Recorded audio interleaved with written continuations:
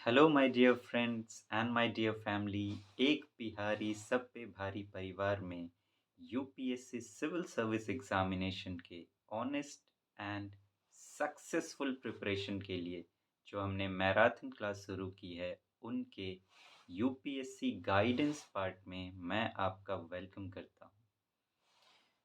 Basics में हमें दो चीज़ें देखनी थी। एक बेसिक्स को समझना था, अंडरस्टैंडिंग ऑफ बेसिक्स, और सेकंड हमारा टारगेट था प्रिपरेशन ऑफ बेसिक्स। हम काफ़ी टाइम से बेसिक्स को समझने की कोशिश कर रहे हैं, उसे अंडरस्टैंड करने की कोशिश कर रहे हैं, और आज हम अंडरस्टैंडिंग ऑफ बेसिक्स के फाइनल स्टेज पर हैं, जहां हम बेसिक्स के जो चैलेंजेस हैं उन्हें समझने की कोशिश करेंगे, और उसके बाद फाइनली हम अब स्टार्ट करेंगे नेक्स्ट क्लास से कि बेसिक्स की प्रिपरेशन आप करेंगे कैसे। मैं धीरे-धीरे करके वो आपको बताऊँगा ताकि फिर जो आपको करना है आप एक्शन तक पहुँच सकें। अभी तक हम लोग अपने प्लानिंग के प्रोसेस को समझने की कोशिश कर रहे हैं, मीन्स बेसिक्स को समझने की कोशिश कर रहे हैं कि बेसिक्स की प्लानिंग कैसे करें, उन्हें प्रिपेयर करने की। अब उसके बाद बातें होंगी प्रिपरेशन पर।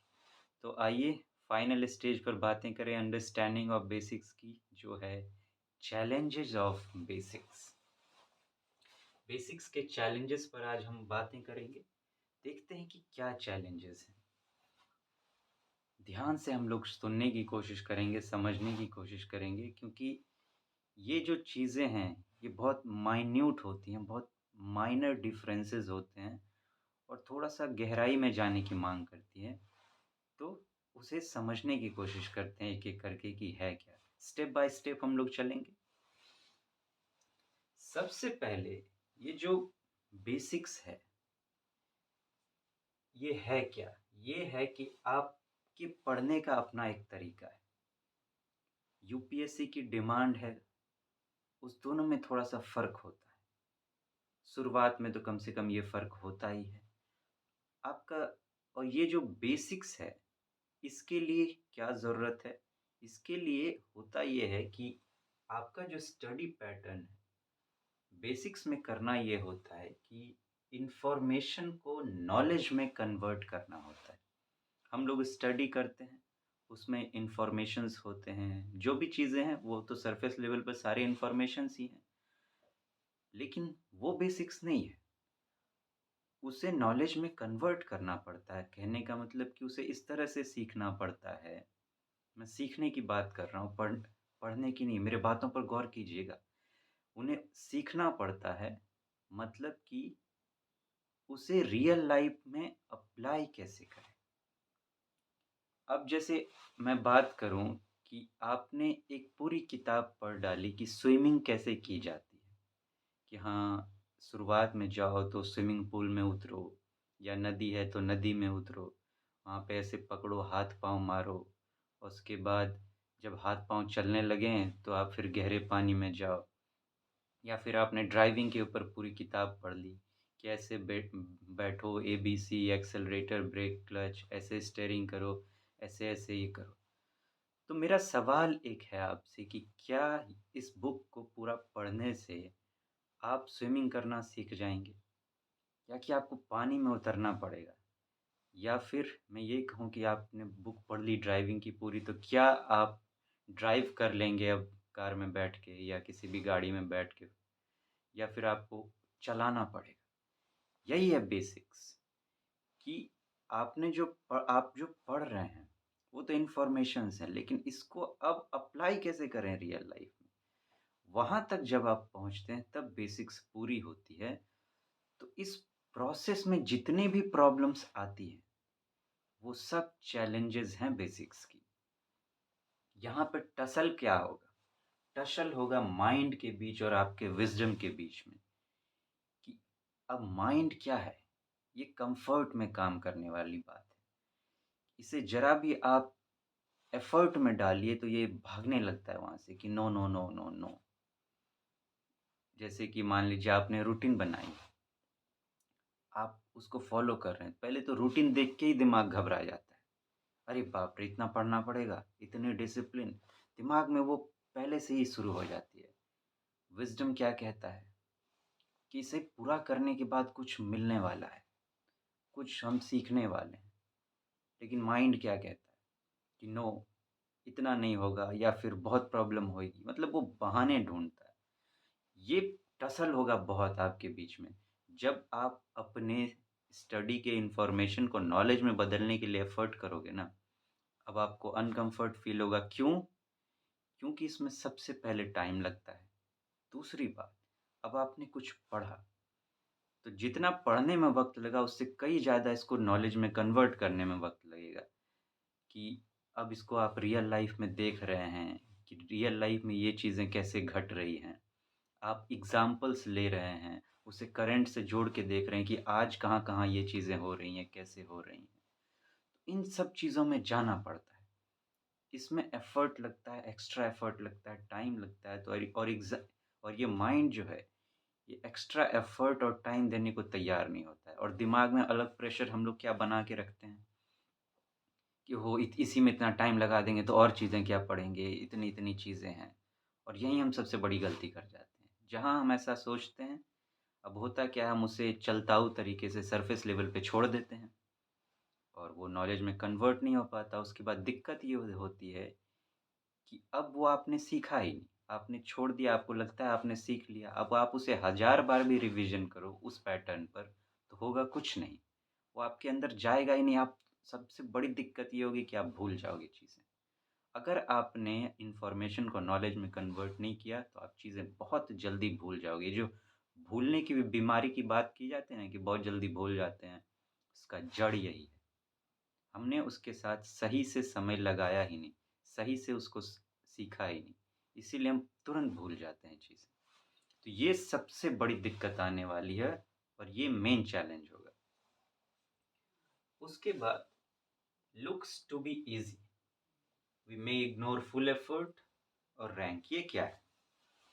बेसिक्स देखने में बड़ा आसान लगता है कि अरे क्या है, बेसिक बातें हैं, कॉमन सेंस की बातें हैं, तो इसमें इतना क्या एफर्ट लगाना, क्या टाइम लगाना, तो हम उसे इग्नोर कर देते हैं या फिर ये होता है कि हम अपना पूरा एफर्ट वहाँ पर नहीं लगाते। और सबसे बड़ी दिक्कत की बात ये है कि बेसिक्स पे लेके बेसिक्स को ध्यान में रखकर ही यूपीएससी क्वेश्चन पूछता है। वो ऐसे क्वेश्चन ही पूछता है कि आपको बेसिक की ज़रूरत पड़ेगी वहाँ पर और आपने इग्नोर कर दिया है। होगा क्या कि पहले तो सिलेक्शन ही पॉसिबल नहीं हो पाएगा और अगर किसी तरीके से हो भी गया, ये तो मैं कहना ही नहीं चाहूँगा कि बेसिक्स के बिना आपकी सिलेक्शन हो जाएगी। हाँ, मैं ये कह सकता हूँ कि बेसिक्स आपने तैयार किया है, अगर बहुत अच्छे से तैयार नहीं किया है, ठीक-ठाक तैयार किया है बस, तो हो सकता है कि आपका सिलेक्शन किसी तरीके से हो जाए, लेकिन रैंक अच्छी नहीं आएगी और अगर रैंक अच्छी नहीं आई, तो यूपीएससी में बहुत सारे सर्विसेज़ होते हैं। आपको कोई भी लोअर ग्रेड की सर्विस दे दी जाएगी, आप अच्छे सर्विस में नहीं आ पाएँगे या फिर मैं ये कहूँ कि आप जितना अच्छा कर सकते थे, उतना अच्छा नहीं कर पाएँगे और इससे आपका आगे का करियर पूरा प्रभावित हो जाएगा। क्योंकि जितना बेटर रैंक होता है, उतनी अच्छी पोस्टिंग आपको मिलेगी और आगे करियर उतना ही बेटर होता है। तो ये एक चैलेंज है। उसके बाद इट्स वेरी डीप, तो प्रॉब्लम आएगी सरफेस वर्सेस सफोकेशन। बेसिक्स के लिए बहुत गहरे में उतरना पड़ता है। अब जैसे मान लीजिए आप स्विमिंग के लिए जाओ और गहरे पानी में उतरो। अब पानी मान लीजिए थोड़ा ज़्यादा गहरा है, तो आप नीचे जा रहे हो, नीचे जा रहे हो, नीचे जा रहे हो। थोड़ी देर के बाद आपको ऑक्सीजन की ज़रूरत पड़ रही है, सफोकेशन हो रहा है। आप छटपटाते हो बाहर आने के लिए, आप कंट्रोल नहीं कर पाते। ये भी कुछ ऐसा ही है। बेसिक्स में जब आप पढ़ना शुरू करोगे, आपने इन्फॉर्मेशन पढ़ा, अब इसको आपको नॉलेज में कन्वर्ट करने के लिए डीप में जाना है, तो आपको मल्टीपल क्वेश्चंस करने पड़ेंगे उस पर और मल्टीपल आंसर्स ढूँढने पड़ेंगे। इस प्रोसेस में जाते-जाते जब क्वेश्चंस की संख्या थोड़ी ज़्यादा होने लगती है, तो सफोकेशन होने लगता है कि ओह! कितने सारे क्वेश्चंस एक ही बात पर सोचने पड़ रहे हैं, करने पड़ रहे हैं।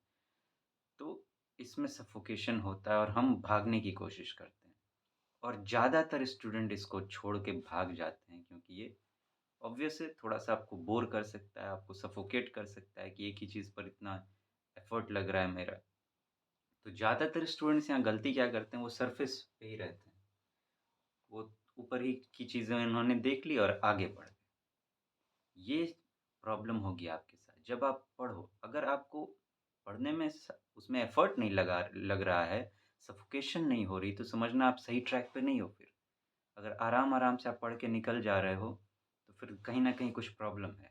नॉलेज में वो चीज़ें कन्वर्ट नहीं हो रही हैं और अगर आप भूल जा रहे हो चीज़ों को बहुत जल्दी, ठीक से याद नहीं रह पा रही है जिस तरह से एग्ज़ाम की रिक्वायरमेंट है, तब भी समझना आप गलत पैटर्न पे हो। अब आगे चलते हैं, ओल्ड वे ऑफ स्टडी ये भी एक बहुत बड़ा चैलेंज है। हमारे स्कूल कॉलेज की जो स्टडी पैटर्न रही वो क्या है? मार्क्स लाने पे बेस्ड है कि ज़्यादा से ज़्यादा मार्क्स लाओ, ज़्यादा से ज़्यादा स्कोर करो ताकि एग्ज़ाम में फर्स्ट करो, सेकंड करो, थर्ड करो, मतलब टॉप में रहो, फर्स्ट पोजीशन। ये चीज़ें रहती हैं स्कूल में। तो वहाँ जो पढ़ाने की पैटर्न भी है वो भी कुछ ऐसे ही है, रट्टा मार लो, ये चीज़ें हैं वहाँ पर। तो हमारा ये पैटर्न बना हुआ है। अब इसको चेंज करना है, ना सिर्फ़ पढ़ने के तरीके को, बल्कि आंसर लिखने के तरीके को भी। वहाँ आंसर भी कैसा था, बना-बनाया बुक्स में मिल जाते थे, लेकिन यहाँ तो ऐसा है नहीं। तो ये भी एक बहुत बड़ा चैलेंज आता है ओल्ड वे ऑफ स्टडी को एक बिल्कुल 360 डिग्री ट्रांसफ़ॉर्म करना पड़ेगा आपको। तो इसमें एक दिक्कत आई। अगला है thought, questions won't come from this. एक हमारे दिमाग में बहुत गज़ब का थॉट पैदा हो जाता है। इट्स क्रिएटेड क्या? किस बेसिक से क्वेश्चन कहाँ आते हैं? अब अगर कोई जैसे हम लोग एनसीईआरटी पढ़ते हैं, वहाँ से कोई कहता है कि एनसीईआरटी से कौन-सा क्वेश्चन यूपीएससी पूछती है या फिर जो बेसिक्स हैं, उनसे क्वेश्चंस कहाँ आते हैं? अब देखिए क्वेश्चंस अगर वो आप डायरेक्ट कहेंगे तब तो आप ठीक कह रहे हैं कि बेसिक से क्वेश्चन नहीं आते।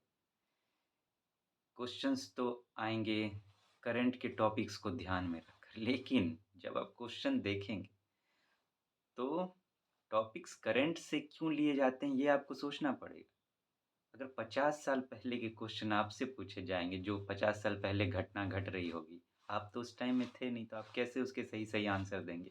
आप अभी हैं, इसीलिए आपसे अभी के कॉन्टेक्स्ट में क्वेश्चन पूछे जाएँगे, लेकिन क्वेश्चन की डिज़ाइनिंग जब आप देखेंगे, तो अगर उसके अच्छे आंसर आपको लिखने हैं, तो वो बिना बेसिक्स की मदद के की नहीं होगी। तो ये बात आपको ध्यान में रखनी होगी। क्वेश्चन जो होंगे, उसका जो एंगल होगा आंसर राइटिंग का, वो पूरा का पूरा बेसिक्स पर बेस्ड होगा। और अगर ये चीज़ नहीं हुई, तो आप आंसर राइटिंग अच्छी नहीं कर पाएँगे और वहीं सारी डिफ़रेंस क्रिएट हो जाएगी, आप बाहर हो सकते हैं। तो इस सोच को छोड़ना पड़ेगा कि क्वेश्चंस नहीं आएँगे तो अगली बात, lack of books giving such detailings. ऐसी बहुत बहुत ही रेयर बुक्स हैं जो बहुत ही डिटेल में जाकर बताती हैं बेसिक्स के बारे में। ढूँढना मुश्किल है कि मैं कोई बुक बता सकूँ आपको इस तरह से कि हाँ, ये बुक आप पढ़ लोगे तो इस चीज़ के बारे में आपकी नॉलेज अच्छी हो जाएगी या इस टॉपिक पर बेसिक्स आपकी क्रिएट हो जाएगी। दिक्कत ये है, कोई एक बुक ऐसी नहीं मिलेगी आपको सिर्फ़ सिंगल बुक जो आपके पूरे एक टॉपिक या एक मैं कहूँ एक सब्जेक्ट के सिलेबस के बेसिक्स की अच्छी नॉलेज आप में क्रिएट कर दे। और ना ये बात कही जा सकती है आप मल्टीपल बुक्स खरीदो, एक सब्जेक्ट के आप कई-कई बुक्स खरीदो, ये बात भी नहीं कही जा सकती है। तो फिर काम होगा कैसे? हम लोग बातें करेंगे प्रिपरेशन में, लेकिन ये एक बहुत बड़ा चैलेंज है कि ऐसी कोई अच्छी बुक या मैं कहूँ वो गहरी बुक नहीं है जो एक सब्जेक्ट पर एक ही जगह आपको बेसिक्स की सारी जानकारी दे दे। वो एडवांस तरीके से लिख देते हैं सिलेबस ज़्यादा से ज़्यादा सिलेबस जो है वो छोटे से छोटे मतलब कम से कम पेजेज़ में कवर हो जाए। बुक्स इस तरीके से क्रिएट किए जाते हैं। सारे टॉपिक्स उसमें लिख दिए जाएँगे, टॉपिक्स भी सारे नहीं होते हैं, अगर लिख भी दिए जाते हैं तो बस वो उसके बारे में बता देते हैं, उसकी डिटेलिंग्स में नहीं जाते, जो ज़रूरत है यूपीएससी को। और यूपीएससी को अच्छे से पता है कि मार्केट में क्या बिक रहा है, इसलिए वो अपने क्वेश्चंस भी वैसे ही फ्रेम करता है और ये बहुत बड़ी बात होती है। कोई भी किताब लिखने वाला इतना एफ़र्ट नहीं करता आपके लिए कि वो बैठेगा, यूपीएससी के ऊपर रिसर्च करेगा उसके पूरे क्वेश्चंस के ऊपर कि ऐसे-ऐसे यूपीएससी पूछती है, ऐसे-ऐसे सिलेबस है और मुझे ऐसे-ऐसे किताब लिखना है ना। उसको तो प्रॉफ़िट चाहिए, वो बस उसके टॉपिक्स देख लेगा सरफ़ेस लेवल पर और उस पर किताब लिख देता है और उसकी डिटेलिंग्स में नहीं जाता है। और क्योंकि उसको आपसे कोई लगाव नहीं है, वो उसको अपने प्रॉफ़िट से लगाव है। तो इन चीज़ों को ध्यान में रखना पड़ता है। और ये जो मैं कह रहा हूँ, आप मेरी बातों पर भरोसा मत कीजिए। आप कोई भी किताब उठाइए जो आपको लगता है कि बेस्ट है आप एक सब्जेक्ट को लेकर और इसकी टेस्टिंग करें आप, कि क्या आपको ये जो एग्ज़ाम में क्वेश्चन यूपीएससी पूछ रहा है, उसके लिए तैयार कर देता है। आप खुद समझ जाएँगे। आइए अब लास्ट चैलेंज की बात करें। Difficulty in finding the right person. अब इसको कॉम्पेंसेट करने के लिए आप किसी इंसान को ढूँढ सकते हैं कि हाँ, चलो बुक्स में जो चीज़ें बच रही है वो मैं किसी इंसान से समझूँ। अब यहाँ बहुत बड़ी दिक्कत होती है कि आप चुनेंगे किसको? इतने सारे लोग हैं बताने वाले, समझाने वाले। तो आपके लिए दिक्कत ये होती है कि आप सही इंसान को चुन सकें। और सही इंसान को चुनने के लिए पहले ज़रूरत होती है कि हम खुद जानें कि सही क्या है। और सही जानने के लिए भी कई बार हमें किसी की ज़रूरत होती है। दिक्कत ये है कि आप किसे चुनेंगे, ये आपको खुद ही समझना पड़ेगा। इसकी टेस्टिंग आपको खुद ही करनी पड़ेगी। किसी भी इंसान को चुनने से पहले आप अच्छे से टेस्टिंग करें उसकी, कि क्या यूपीएससी की जो सच में रिक्वायरमेंट है, क्या उस रिक्वायरमेंट को ये इंसान पूरा कर पा रहा है कि नहीं? अगर वो इंसान पूरा नहीं कर पा रहा है, तो उसे छोड़ने में ज़रा भी वक़्त ना लगाएँ, क्योंकि आपकी टाइम और आपकी लाइफ़ आपके लिए दोनों इम्पोर्टेंट है। तो सोच समझ के पहले आप इंसानों को चुनें। जैसे कि मैं अपनी बात करूँ, अगर आपको लगता है कि मैं आपको सही नहीं सिखा पा रहा हूँ या यूपीएससी की का जो एग्ज़ाम है उसके लिए मैं आपको तैयार नहीं कर पाऊँगा, तो 1 सेकंड ना लगाइए मुझे छोड़ने में। अभी के अभी छोड़ दीजिए, मेरी बातें भी पूरी ना होने दीजिए। ये आपको करना ही चाहिए। और अगर आप एक इंसान को दिल से चुन लेते हैं, फिर दिल से मेरे कहने का मतलब कि आपको लगता है कि हाँ, ये यूपीएससी की जो ज़रूरत है, ये नहीं कि बस अच्छा लग रहा है ये इंसान। यूपीएससी के डिमांड को अगर कोई इंसान पूरा कर रहा है, तो फिर उस पर विश्वास करके आपको ठहरना चाहिए उनके साथ। बहुत जल्दी शिफ्टिंग भी नहीं करनी चाहिए। अगर आप किसी के साथ रुके हैं, आपको विश्वास है, तो फिर ठहरना चाहिए, विश्वास करना चाहिए। लेकिन विश्वास करने के लिए आपको पहले बहुत वक़्त लगाना चाहिए। बहुत रिसर्च के बाद विश्वास कीजिएगा और विश्वास करने के बाद आपको ठहरना चाहिए। क्योंकि अगर आपको लगता है कि हाँ, ये इंसान मेरे लिए सही है, तो फिर आप उसके अराउंड एक पैटर्न होगा, उस पैटर्न पे आप फिर अपने आप को ढाल लोगे और फिर तैयारी सही होगी। तो फ्रेंड्स, ये मुझे बातें करनी थी चैलेंजेज़ ऑफ बेसिक्स की। फिर हम लोग अब बातें करना शुरू करेंगे कि बेसिक्स की प्रिपरेशन कैसे की जाए। तो फिर मिलते हैं फ्रेंड्स, तब तक आप अपना ध्यान रखें। Thank you so much. Have a nice day. Take very good care of yourself. Thank you.